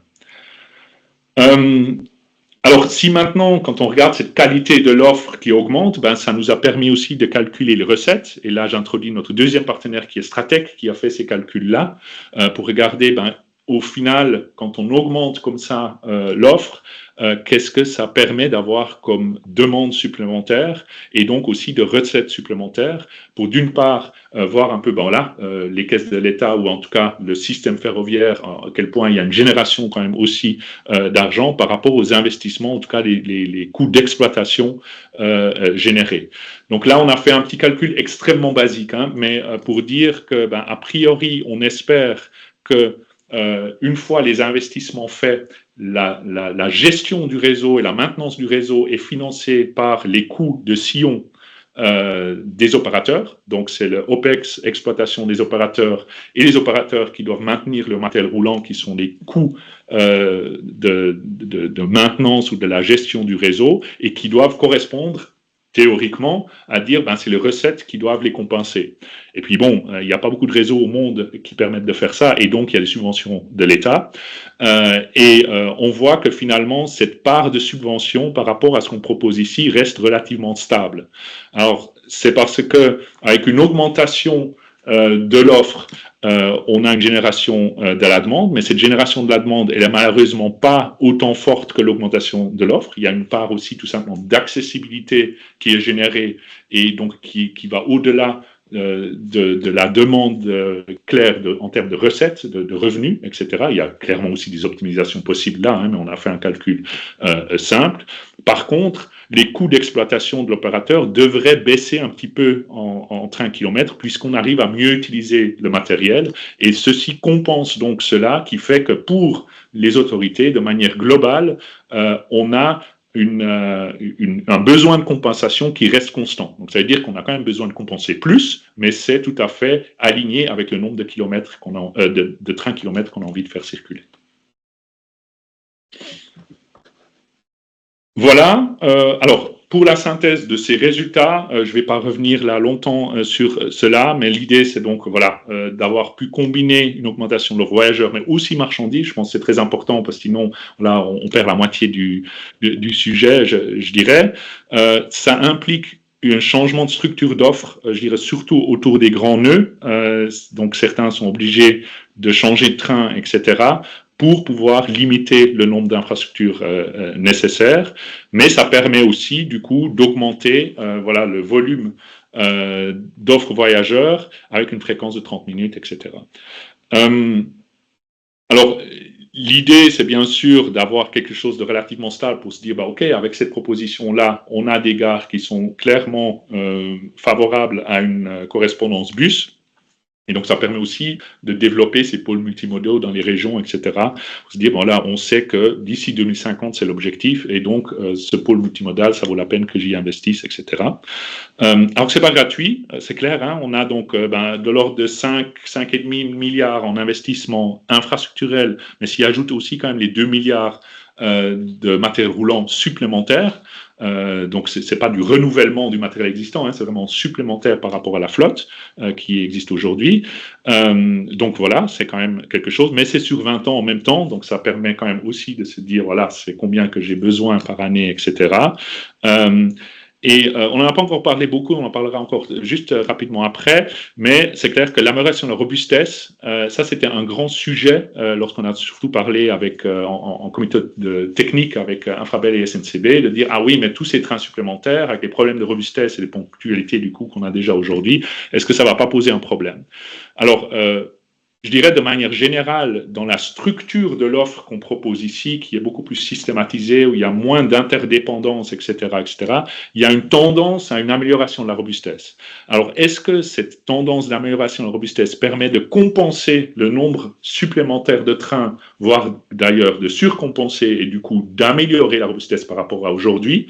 Ça, c'est peut-être quelque chose qui doit encore être objectivé et détaillé de manière plus spécifique, mais je dirais que une structure d'offre plus simple est de toute façon favorable par rapport à cette systématique ou cette question. Après, voilà, c'est clair qu'il y a encore des analyses plus en détail qui devraient être faites. Et du coup, toutes ces propositions restent bien sûr dépendantes de certaines conditions de réussite, etc., que je vous montre maintenant dans les quelques slides finales. Alors, si je vais d'abord rapidement dans la roadmap, alors bien sûr, hein, c'est un premier jet, donc au niveau technique, je dirais, bien sûr, il y a une question qui peuvent survenir, de dire qu'est-ce que vous avez pris comme hypothèse, est-ce que ça ne serait pas autre chose, etc., etc. Donc, il y a une certaine volatilité de certaines hypothèses qui pourraient encore être remises en question, de dire qu'est-ce qui se passe si on prend autre chose, etc. Donc, une autre demande, une autre des hypothèses d'autres en termes de planification. On a pris les hypothèses très, je dirais, similaire actuellement. Il y a une ou deux différences, j'y reviendrai tout à l'heure, en termes de robustesse surtout, c'était le thème que je venais de dire aussi. Mais sinon, voilà, on peut aussi être plus ambitieux, on peut dire, ah mais dans le futur, ceci et cela sera possible, etc. Voilà, faisabilité des solutions aussi, de tout simplement dire, oui, mais le saut de mouton qui est là, ou là, vous avez regardé, mais finalement, on n'arrivera jamais à exproprier ce terrain, et donc c'est impossible, il faut trouver une autre solution, etc., etc. Donc, bien sûr, il y a des questions comme ça. Et après, il y a aussi tout simplement le niveau de détail dans les grands nœuds notamment, où on sait pertinemment que, voilà, peut-être que par rapport au mouvement technique, je dis n'importe quoi, hein, mais les Eurostars qui arrivent de Paris et qui doivent faire un mouvement technique dans leur centre de maintenance, etc., ils cisaillent ou ils sont en interaction aussi avec d'autres mouvements commerciaux en arrivée au départ de Bruxelles Midi, et ce genre de choses n'a pas encore été mis en détail parce que c'est très dépendant aussi de comment l'opérateur est organisé, etc. Et donc ce genre de détails est important de regarder encore en termes d'opérationnalité de tout ce plan-là. Autre chose, c'est le fret. J'en parlais déjà un petit peu.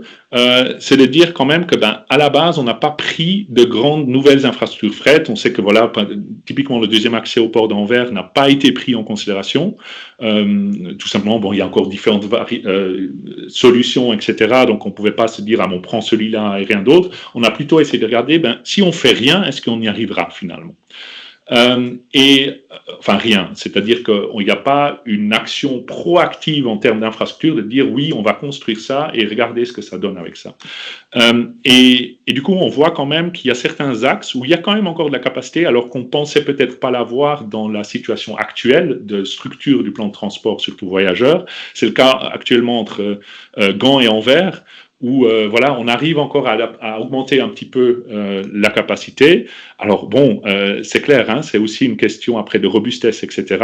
Mais il y a la possibilité, avec une certaine systématisation de l'offre, tant voyageurs que fret, hein, il faut bien voir que c'est les deux côtés, qu'on arrive à augmenter de manière globale encore la capacité sur le réseau. Mais par contre, il y a quand même d'énormes contraintes entre Anvers et l'Allemagne. Donc là, on voit quand même effectivement que cet accès, deuxième accès au port, etc., peut être peut-être un sujet, mais il faut quand même surtout aussi dire que c'est aussi autour de Hasselt, etc., dans tout le quart nord-est, je dirais, du pays, où là, il y a des très, très grandes contraintes entre l'offre voyageur et l'offre fret. Et donc, aussi des grandes infrastructures là-bas qui ont été identifiées, où il y a des questions aussi de temps de mise en service, que ça peut prendre beaucoup de temps, etc. etc. Mais par contre, si on veut atteindre ça en 2050, puisqu'il faut beaucoup de temps pour construire tout ça, les choix de les construire, il faut les faire assez vite. Du coup, l'idée est un peu de dire, mais est-ce qu'il faut pas un peu, voilà, être sûr de soi, etc. Et c'est quoi l'objectif en termes de fret? Alors bon, après, on peut aller dans différentes discussions politiques, etc. Qu'est-ce qu'on veut faire? Qu'est-ce qu'on veut offrir, etc. Mais il y a quand même un petit peu, je dirais, cette confrontation entre une ambition qui est certes ambitieuse, etc. Et je dirais, si on est très factuel aujourd'hui et les dernières années ou comme ça, un trafic fret qui est plutôt, je dirais, stagnant, et il n'y a pas une évolution là tout de suite, etc. Donc, difficile de justifier là, à court terme, en tout cas, quelque chose qui pourrait se faire dans 20, 30 ans. Et donc là, voilà, des questions à se poser, de dire, voilà, si ça ne se fait pas, est-ce que finalement, ce n'est pas exagéré de commencer des gros travaux de plusieurs milliards aujourd'hui, etc., etc. Donc ça, c'est une réflexion, je pense, à lancer. Et du coup aussi tout ce qui est phasage. Alors comme je le disais au début, on a fait 2 projets de phasage ou 2 sujets de phasage en 2030X, hein, donc après les contrats actuels, etc. et 2040, pour regarder un peu qu'est-ce qu'on arrive déjà à faire à ces horizons-là.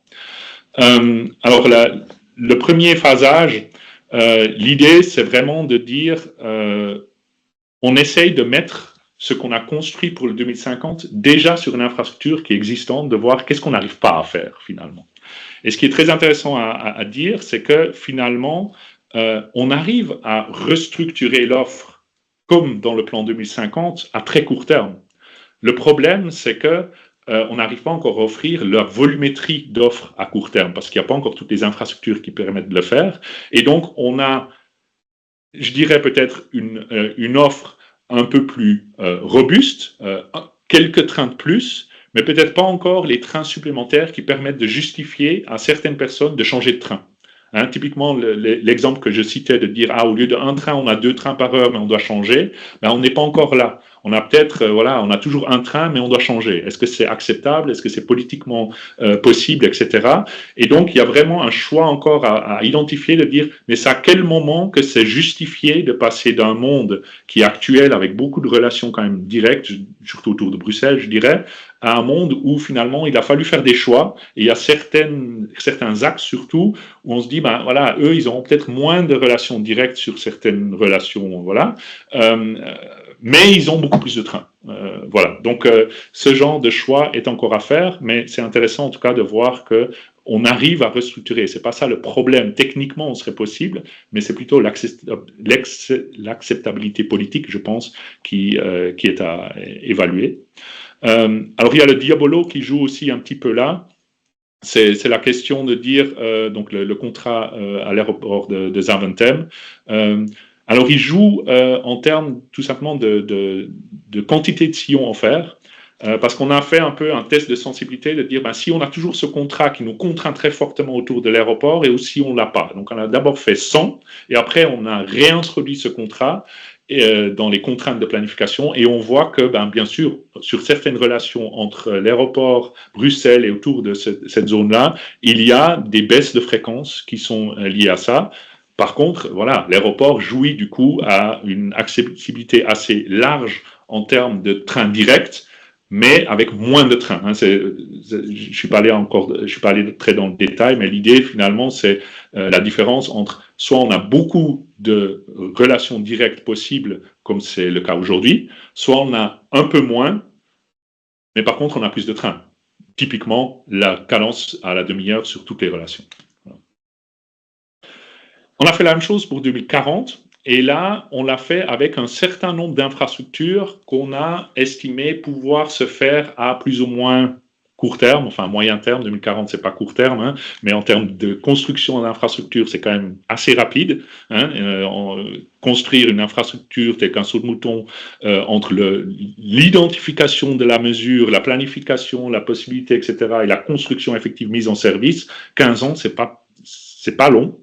Et donc, on a identifié un peu ces infrastructures. Et là, c'est un peu la même chose, c'est-à-dire qu'on peut bien sûr très vite mettre en service l'offre voyageur, sa structure, et même avec ces infrastructures, la volumétrie. Donc, en fait, autour des grandes villes, les infrastructures importantes dont on aurait besoin, on voit, il n'y en a pas beaucoup qui semblent être complètement infaisables avant 2040. C'est surtout les grandes infrastructures liées au fret qui semblent être encore plus contraintes et qui sont susceptibles de voir le jour qu'après 2040. Et donc, ça montre que finalement, le trafic fret, peut-être que celui-là, il est un peu contraint à stagner encore un petit peu, ou en tout cas, stagner, c'est un mot un peu trop fort, mais plutôt augmenter de manière un peu moins forte au début, parce qu'il a plus besoin d'infrastructures très très volumineuses et que c'est que lorsque ces infrastructures seront là qu'il y aura possibilité d'augmenter sensiblement leur volume. Après, ça reste toujours un jeu d'équilibre entre est-ce qu'on fait passer plus de trains voyageurs et moins de fret, ou plus de fret et moins de voyageurs. Donc là, c'est bien sûr, c'est des choix encore qui peuvent aussi être faits. Voilà, je finis avec quelques questions de conditions de réussite, etc. Alors bon, la première chose, c'est tout simplement de se dire, il faut essayer de voir comment on peut mettre en œuvre tout ça. Et je pense qu'il y a surtout du point de vue de la planification en tant que telle, de dire, maintenant on a un premier jet, de dire, ça pourrait être quelque chose comme ça. Et il faut un peu regarder, qu'est-ce qu'on en pense, il faut le partager, il faut y réfléchir ensemble, etc. Et on voit souvent ça un petit peu à l'image de la Suisse qui a son programme de développement stratégique, PRODES, avec des processus prévoyant des étapes d'aménagement, donc des étapes de phasage, de dire, ben voilà, en 2035, on espère avoir ça, en 2040 ça, 2045 ceci, etc. Et d'avoir ça tout à fait de manière transparente pour que tout un chacun puisse savoir ce qui est prévu pour lui, etc. Et puisse aussi réagir là-dessus, de dire, ben moi, voilà, j'ai fait mes études, je pense que ça peut être mieux ou moins bien, ou enfin là, c'est trop, je peux pas me payer ça. Hein. Bon, en Belgique, c'est le fédéral qui paye les services publics, mais voilà, dans d'autres pays, c'est aussi des fois les entités régionales et qui se disent oh, mais moi je peux pas m'offrir tout ça, ça sert à rien de construire tout ça. Enfin, ça peut aller dans les deux sens. C'est surtout ça que je voulais dire. Mais tout ça pour dire oui, il faut avoir quelque chose et cette étude, je pense, ça peut vraiment être un point de départ pour faire évoluer des choses, pour dire voilà, pour faire challenger, etc. et faire évoluer ces éléments au fur et à mesure que aussi les alternatives sont peut-être détaillées ou que les hypothèses sont précisées. On devient plus précis parce qu'on y a travaillé, etc. On a échangé, etc. Et donc construire ce processus de planification continue pour que tout un chacun puisse s'y référer. Pas pour dire c'est ça qu'on va payer et que c'est financé, c'est aussi quelque chose d'important qu'il faudra faire, etc. Mais en tout cas, que chacun puisse se dire c'est dans cette direction-là qu'on travaille et ça permet justement de dire ok, oui, c'est cohérent par rapport à ce qui vient ensuite, etc. etc. Et ça, d'ailleurs, dans les contraintes européennes, etc., on n'a pas parlé aujourd'hui, et je pense que ça vaut pas trop la peine que je parle trop de ça, surtout en voyant l'heure. Mais l'idée, de toute façon, je dirais, c'est que il y a des directives européennes qui vont se mettre en place, qui sont en train de se mettre en place en termes de structuration de la capacité, plutôt à court terme, 5 à 1 an avant la mise en service, mais qui ont un lien direct, bien sûr, avec des études peut-être plus amont, comme celle-ci, pour dire oui, mais on veut aller dans quelle direction là. Et le tout doit être cohérent, bien sûr. Et donc, il y a un besoin, de toute façon, d'avoir cette visibilité aussi au niveau, tout simplement, opérationnel, Infrabel, qui doit organiser sa capacité, etc., et qui doit savoir, oui, mais c'est dans quelle direction qu'on va. Je peux pas maintenant proposer quelque chose qui, je sais que dans 5 ans, sera plus le cas, et donc les opérateurs sont perdus, s'organisent de la mauvaise façon, investissent eux dans leurs terminaux, alors qu'ils seront caducs peut-être dans 5 ans, etc., etc. Après, il y a toute cette question de autres études, peut-être qu'il y a d'autres idées, pourquoi vous n'avez pas pris ça en compte, pourquoi on ne fait pas ça, pourquoi on ne fait pas ceci, etc. Et c'est un peu dans le lien de la première recommandation que je disais, ou la premier pas à faire, de faire un processus de planification. Ben, là-dedans, on peut challenger, on peut regarder, etc. Important, c'est surtout de dire, c'est pas de dire, ah mais pourquoi il n'y a pas cette infrastructure? C'est plutôt de dire, mais pourquoi il n'y a pas cette offre? Pourquoi je ne peux pas aller de là à là, etc., etc. Donc c'est toujours dans cette optique de planification stratégique, de dire d'abord qu'est-ce qu'on veut comme système de transport, qu'est-ce qu'on veut comme produit final, et après regarder quelle infrastructure on a besoin. Bon, bien sûr, si l'objectif c'est j'aimerais un train direct d'un point A à B où il n'y a pas de ligne ferroviaire aujourd'hui, ben, bien sûr, c'est directement lié à cette infrastructure, mais de manière logique, générale, c'est quand même d'abord identifier le besoin en termes d'offres. Voilà. Dernier point, mais non des moindres, c'était, comme je disais, un sujet qu'on a beaucoup discuté avec Infrabel et SNCB, de la robustesse, etc. Et donc ça, c'est un peu une vision presque philosophique du sujet, etc., de dire, et pour rappeler peut-être les hypothèses un peu qui ont été prises, le plan de transport qu'on a construit, il a été construit avec, pour la majorité, les mêmes hypothèses qu'aujourd'hui. Donc, il ne considère pas ou très peu d'évolution des systèmes de gestion, d'automatisation, etc., etc., dans l'idée que tous ces systèmes-là vont au profit de la robustesse. Par contre, ce qu'on n'a pas pris en compte et qui est de plus en plus appliqué par Infrabel, c'est une limitation de l'utilisation du réseau. C'est-à-dire qu'on a des temps de séparation entre les trains qui sont les mêmes qu'aujourd'hui à peu près, ou même complètement. Par contre, il y a aujourd'hui des caps qu'on met de dire on n'aimerait pas plus de temps de train par ligne. Et ça, on a dépassé. Et donc, voilà, on est un peu entre deux, on est allé un peu plus loin qu'aujourd'hui, on espère quand même que d'ici 2050, on puisse faire quelque chose de mieux qu'aujourd'hui. En même temps, on aimerait quand même aussi améliorer la robustesse pour améliorer la ponctualité, qui reste un problème sur le réseau. Et donc, ça reste un sujet quand même complexe à encore un peu identifier, à